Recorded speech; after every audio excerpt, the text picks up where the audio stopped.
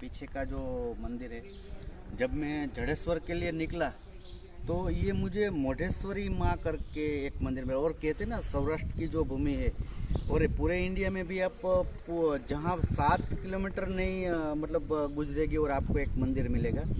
तो मैं जब निकला जडेश्वर के लिए मेरे गांव से जो वालासन है, तो फिर बीच में मुझे ये तिथवा गांव क्रॉस करते हुए तिथवा से जडेश्वर हम जाते हैं तो ये मंदिर बीच में पड़ता है। वहाँ एक और मंदिर है भंगेश्वर महादेव का, वो भी मैं आपको दिखाऊंगा। लेकिन बेसिकली मुझे इसका जो कलर है, जो ऑरेंज कलर है और नया स्ट्रक्चर है, पंडित जी ने अभी मुझे बताया कि ये 2 साल ही बना है, तो एक बार यहाँ ज़रूर आना चाहिए और ज़रूर माँ के दर्शन करने चाहिए। तो गाइज़ एक आपका वो विषय, आओ तो जडेश्वर आओ तो कभी मुलाकात लो। बहुत ही खूबसूरत मंदिर है और बहुत ही शांति है और थोड़ा हिल स्टेशन जैसा भी है। तो गाइज एक बार ज़रूर चेक करना।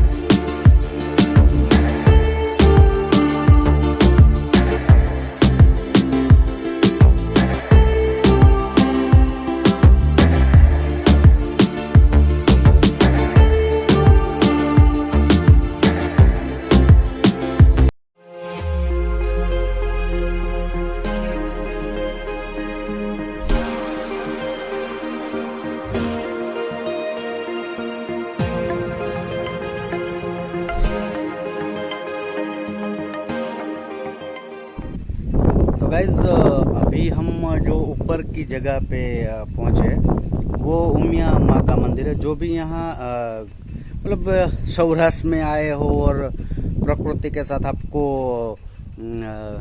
माता जी या फिर कोई मंदिर ना मिले तो ये तो सोचने वाली बात है। मतलब हर जगह पे इतने सारे मंदिर है, लेकिन ये जो जगह पे मंदिर बना हुआ है, और मेरी ये जो सीरीज चल रही है एक्सप्लोर इंडिया, तो अभी तक की जो मैंने जगह आपको दिखाई है वो शायद आपने पहले देखी भी होगी, लेकिन अभी ये जो जगह है जो खास करके वाकानेर के इलाकों में जो आता है, जो अभी हम जिस जगह पे, जो अभी हम हमारा बेसिकली प्रोग्राम जडेश्वर जाने का है, जडेश्वर महादेव, लेकिन बीच में तिथवा गांव क्रॉस करके जैसे हम लेफ्ट साइड में नीचे मैंने पहले आपको बताया मोढेश्वरी माँ का मंदिर आया, फिर भंगेश्वर मंदिर, और फिर अभी ये थोड़ा ऊपर हिल पे उमिया जी मंदिर। तो मतलब मंदिर में आप आओ, दर्शन के साथ आजू बाजू का नेचर देखो।